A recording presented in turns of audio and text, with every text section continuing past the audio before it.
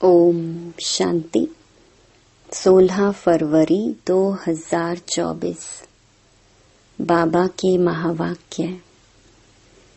मीठे बच्चे, अब अशरीरी होकर घर जाना है, इसलिए जब किसी से बात करते हो तो आत्मा भाई भाई समझ बात करो। देही अभिमानी रहने की मेहनत करो। प्रश्न: भविष्य राज तिलक प्राप्त करने का आधार क्या है? उत्तर: पढ़ाई। हरेक को पढ़कर राज तिलक लेना है। बाप की है पढ़ाने की ड्यूटी, इसमें आशीर्वाद की बात नहीं। पूरा निश्चय है तो श्रीमत पर चलते चलो, गफलत नहीं करनी है। अगर मतभेद में आकर पढ़ाई छोड़ी तो नापास हो जाएंगे। इसलिए बाबा कहते, मीठे बच्चे, अपने ऊपर रहम करो। आशीर्वाद मांगनी नहीं है, पढ़ाई पर ध्यान देना है। ओम शांति। सुप्रीम टीचर बच्चों को पढ़ाते हैं।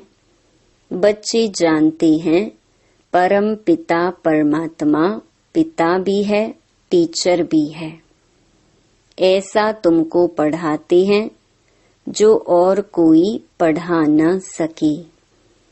तुम कहते हो शिव बाबा हमको पढ़ाते हैं। अब यह बाबा कोई एक का नहीं है। मन मना भव मध्याजी भव, इसका अर्थ समझाते हैं, मुझे याद करो। बच्चे तो अब समझदार हुए हैं। बेहद का बाप कहते हैं, तुम्हारा वर्षा तो है ही, यह कभी भूलना नहीं चाहिए। बाप आत्माओं से ही बातें करते हैं। अभी तुम जीव आत्माएं हो ना। बेहद का बाप भी निराकार है। तुम जानते हो इस तन द्वारा वह हमको पढ़ा रहे हैं और कोई ऐसे नहीं समझेंगे। स्कूल में टीचर पढ़ाते हैं तो कहेंगे लौकिक टीचर लौकिक बच्चों को पढ़ाते हैं। यह है पारलौकिक सुप्रीम टीचर जो पारलौकिक बच्चों को पढ़ाते हैं। तुम भी परलोक मूल वतन के निवासी हो। बाप भी परलोक में रहते हैं। बाप कहते हैं, हम भी शांति धाम के निवासी हैं और तुम भी वहाँ के ही निवासी हो। हम दोनों एक धाम के रहवासी हैं। तुम अपने को आत्मा समझो। मैं परम आत्मा हूँ। अभी तुम यहाँ पार्ट बजा रहे हो।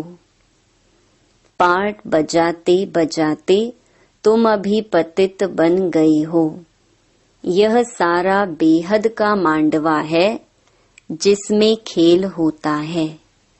यह सारी सृष्टि कर्म क्षेत्र है, इसमें खेल हो रहा है। यह भी सिर्फ तुम ही जानते हो कि यह बेहद का खेल है। इसमें दिन और रात भी होते हैं। सूर्य और चांद कितनी बेहद की रोशनी देते हैं। यह है बेहद की बात। अभी तुमको ज्ञान भी है। रचता ही आकर रचता और रचना के आदि मध्य अंत का परिचय देते हैं। बाप कहते हैं, तुमको रचना के आदि मध्य अंत का राज सुनाने आया हूँ। यह पाठशाला है, पढ़ाने वाला अभोक्ता है। ऐसे कोई नहीं कहेंगे कि हम अभोक्ता हैं। अहमदाबाद में एक साधु ऐसे कहता था, परंतु बाद में ठगी पकड़ी गई। इस समय ठगी भी बहुत निकल पड़ी है। वेशधारी बहुत हैं, इनको तो कोई वेश है नहीं। मनुष्य समझते हैं श्री कृष्ण ने गीता सुनाई तो आजकल कितने श्री कृष्ण बन पड़े हैं। अब इतने श्री कृष्ण तो होते नहीं। यहाँ तो तुमको शिव बाबा आकर पढ़ाते हैं, आत्माओं को सुनाते हैं। तुमको बार बार कहा गया है कि अपने को आत्मा समझ भाई भाई को सुनाओ। बुद्धि में रहे बाबा की नॉलेज हम भाइयों को सुनाते हैं। मेल अथवा फीमेल दोनों भाई भाई हैं, इसलिए बाप कहते हैं तुम सब मेरे वर्षे के हकदार हो। वैसे फीमेल को वर्षा नहीं मिलता है, क्योंकि उनको ससुर घर जाना है। यहाँ तो है ही सब आत्माएं, अशरीरी होकर जाना है घर। अभी जो तुमको ज्ञान रतन मिलते हैं, यह अविनाशी रतन बन जाते हैं। आत्मा ही ज्ञान का सागर बनती है ना। आत्मा ही सब कुछ करती है, परंतु मनुष्यों को देही अभिमान होने के कारण देही अभिमानी बनते नहीं हैं। अब तुमको देही अभिमानी बन एक बाप को याद करना है। कुछ तो मेहनत चाहिए ना। लौकिक गुरु को कितना याद करते हैं, मूर्ति रख देते हैं। अब कहाँ शिव का चित्र, कहाँ मनुष्य का चित्र। रात दिन का फर्क है। वह गुरु का फोटो पहन लेते हैं। पति लोगों को अच्छा नहीं लगता कि दूसरों का फोटो पहने। हाँ, शिव का पहनेंगे तो वह सबको अच्छा लगेगा, क्योंकि वह तो परम पिता है ना। उनका चित्र तो होना चाहिए। यह है गले का हार बनाने वाला। तुम रुद्रमाला का मोती बनेंगे। यूं तो सारी दुनिया रुद्रमाला भी है, प्रजापिता ब्रह्मा की माला भी है, ऊपर में सिजरा है। वह है हद का सिजरा, यह है बेहद का। जो भी मनुष्य मात्र हैं, सबकी माला है। आत्मा कितनी छोटे से छोटी बिंदी है, बिल्कुल छोटी बिंदी है। ऐसे ऐसे बिंदी देते जाओ तो अनगिनत हो जाएंगी। गिनती करते करते थक जाएंगे। परंतु देखो आत्मा का झाड़ कितना छोटा है। ब्रह्म तत्व में बहुत थोड़ी जगह में रहती है। वह फिर यहाँ आती है पार्ट बजाने। तो यहाँ फिर कितनी लंबी चौड़ी दुनिया है। कहाँ कहाँ एरोप्लेन में जाते हैं, वहाँ फिर एरोप्लेन आदि की दरकार नहीं। आत्माओं का छोटा सा झाड़ है, यहाँ मनुष्यों का कितना बड़ा झाड़ है। यह सब हैं प्रजापिता ब्रह्मा की संतान, जिसको कोई एडम कोई आदि देव कहते हैं। मेल फीमेल तो जरूर है। तुम्हारा है प्रवृत्ति मार्ग, निवृत्ति मार्ग का खेल होता नहीं। एक हाथ से क्या होगा, दोनों पहिए चाहिए। दो हैं तो आपस में रेस करते हैं, दूसरा पहिया साथ नहीं देता है तो ढीले पड़ जाते हैं। परंतु एक के कारण ठहर नहीं जाना चाहिए। पहले पहले पवित्र प्रवृत्ति मार्ग था, फिर होता है अपवित्र, गिरते ही जाते हैं। तुम्हारी बुद्धि में सारा ज्ञान है। यह झाड़ कैसे बढ़ता है, कैसे एडिशन होती जाती है, ऐसा झाड़ कोई निकाल ना सके। कोई की बुद्धि में रचता और रचना के आदि मध्य अंत का नॉलेज है ही नहीं। इसलिए बाबा ने कहा था, यह लिखो कि हमने रचता द्वारा रचता और रचना की नॉलेज का अंत पाया है। वह तो न रचता को जानते न रचना को। अगर परंपरा यह ज्ञान चला आता तो कोई बतावे ना, सिवाय तुम ब्रह्मा कुमार कुमारियों के कोई बता न सके। तुम जानते हो हम ब्राह्मणों को ही परम पिता परमात्मा पढ़ाते हैं। हम ब्राह्मणों का ही ऊंचे से ऊंचा धर्म है। चित्र भी जरूर दिखाना पड़ता है। चित्र बिगर कब बुद्धि में बैठेगा नहीं। चित्र बहुत बड़े बड़े होने चाहिए। वैरायटी धर्मों का झाड़ कैसे बढ़ता है यह भी समझाया है। आगे तो कहते थे हम आत्मा सो परमात्मा, परमात्मा सो हम आत्मा। अब बाप ने इसका भी अर्थ बताया है। इस समय हम सो ब्राह्मण हैं, फिर हम सो देवता बनेंगे नई दुनिया में। अभी हम पुरुषोत्तम संगम युग पर हैं, अर्थात यह है पुरुषोत्तम बनने का समय। यह सब तुम समझा सकते हो। रचता और रचना का अर्थ, हम सो का अर्थ। ओम अर्थात मैं आत्मा फर्स्ट, फिर यह शरीर है। आत्मा अविनाशी और यह शरीर विनाशी है। हम यह शरीर धारण कर पाठ बजाते हैं। इसको कहा जाता है आत्म अभिमानी। हम आत्मा फलाना पाठ बजाती हैं, हम आत्मा यह करती हैं, हम आत्मा परमात्मा के बच्चे हैं। कितना वंडरफुल ज्ञान है। यह ज्ञान बाप में ही है, इसीलिए बाप को ही बुलाते हैं। बाप है ज्ञान का सागर, उनकी भेंट में फिर हैं अज्ञान के सागर। आधा कल्प है ज्ञान, आधा कल्प है अज्ञान। ज्ञान का किसको पता ही नहीं है। ज्ञान कहा जाता है रचता द्वारा रचना को जानना। तो जरूर रचता में ही ज्ञान है ना, इसलिए उनको क्रिएटर कहा जाता है। मनुष्य समझते हैं क्रिएटर ने यह रचना रची है। बाप समझाते हैं यह तो अनादि बना बनाया खेल है। कहते हैं पतित पावन आओ, तो रचता कैसे कहेंगे। रचता तब कहें जब प्रलय हो फिर रचें। बाप तो पतित दुनिया को पावन बनाते हैं। तो यह सारे विश्व का जो झाड़ है, उनके आदि मध्य अंत को तो मीठे मीठे बच्चे ही जानते हैं। जैसे माली हरेक बीज को और झाड़ को जानते हैं ना।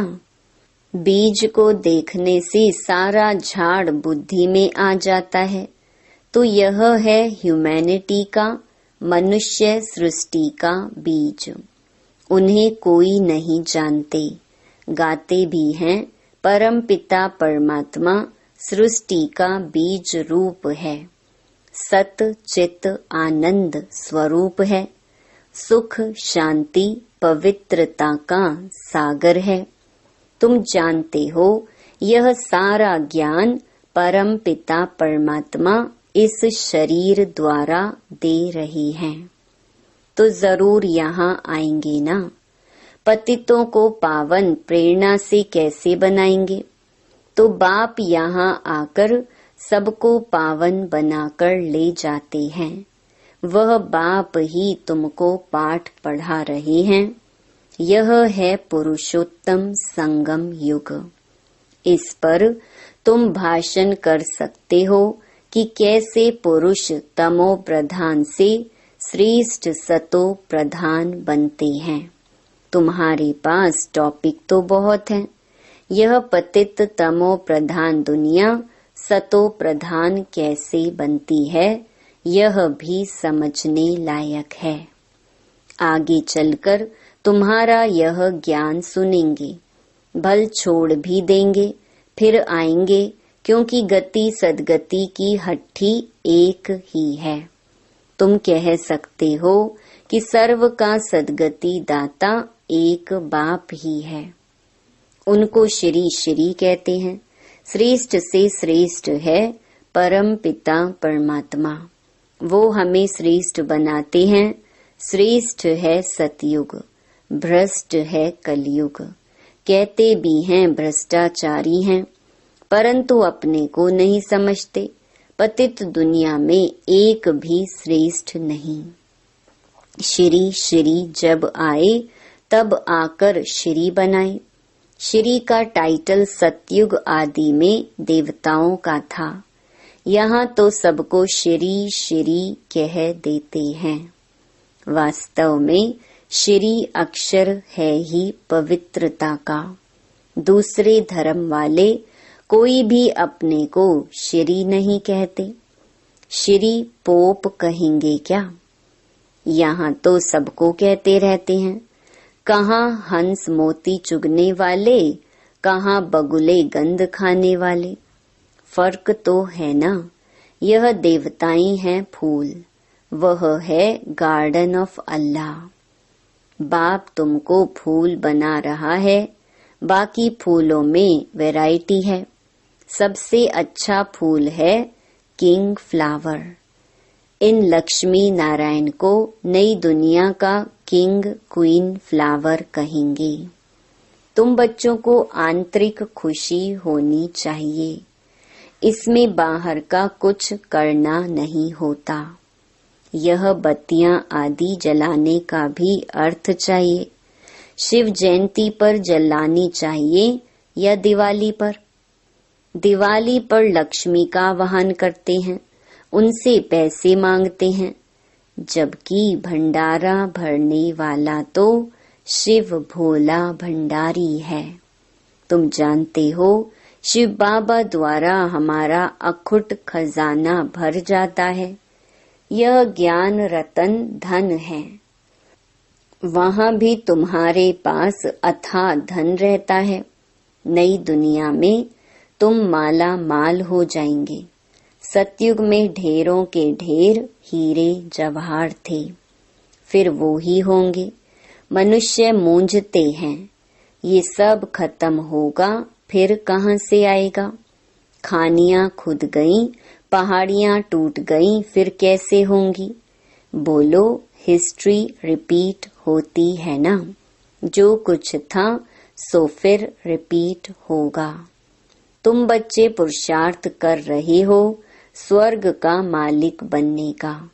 स्वर्ग की हिस्ट्री ज्योग्राफी फिर रिपीट होगी।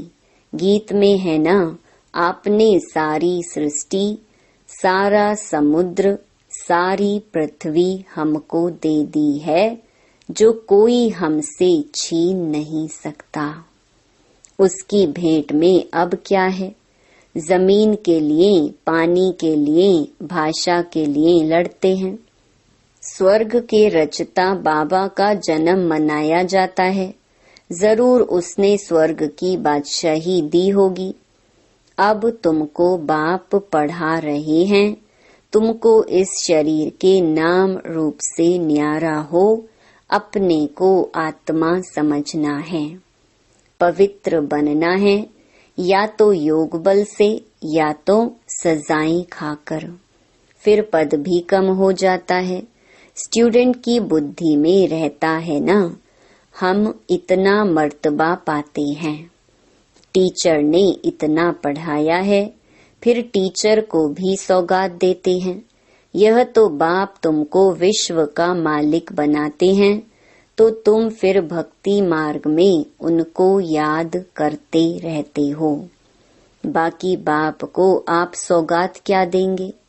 यहाँ तो जो कुछ देखते हो वह तो रहना नहीं है। यह तो पुरानी छीछी दुनिया है, तब तो मुझे बुलाते हैं। बाप तुमको पतित से पावन बनाते हैं।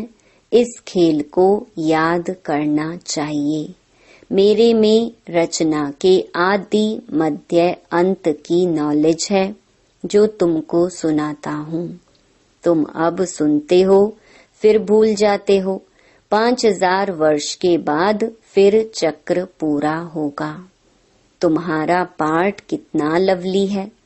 तुम सतो प्रधान व लवली बनते हो, फिर तमो प्रधान भी तुम ही बनते हो। तुम ही बुलाते हो, बाबा आओ, अब मैं आया हूँ। अगर निश्चय है तो श्रीमत पर चलना चाहिए, गफलत नहीं करनी चाहिए। कई बच्चे मतभेद में आकर पढ़ाई छोड़ देते हैं। श्रीमत पर नहीं चलेंगे, पढ़ेंगे नहीं तो नापास भी तुम ही होंगे। बाप तो कहते हैं अपने पर रहम करो। हरेक को पढ़कर अपने को राज तिलक देना है।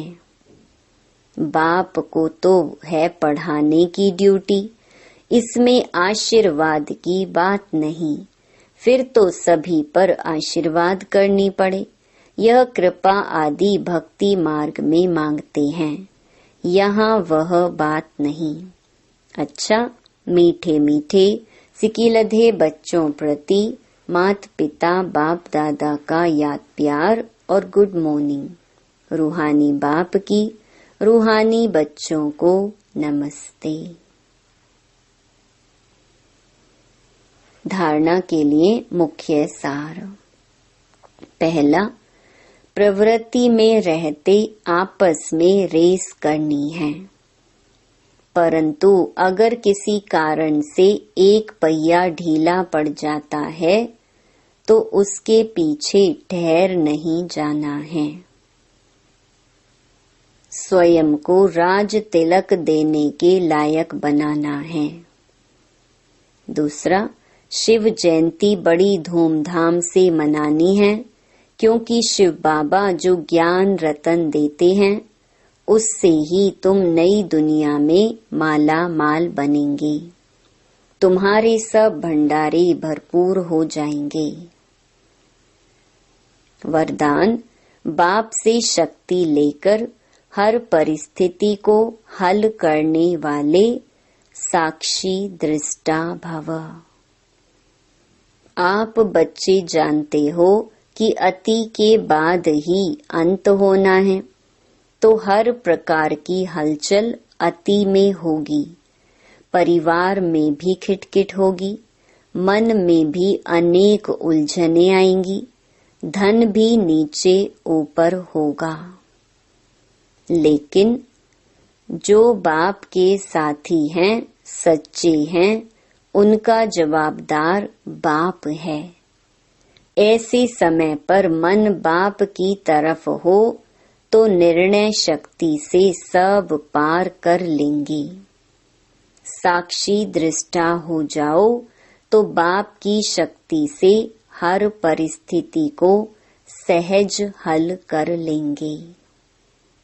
स्लोगन, अब सब किनारे छोड़ घर चलने की तैयारी करो। ओम शांति।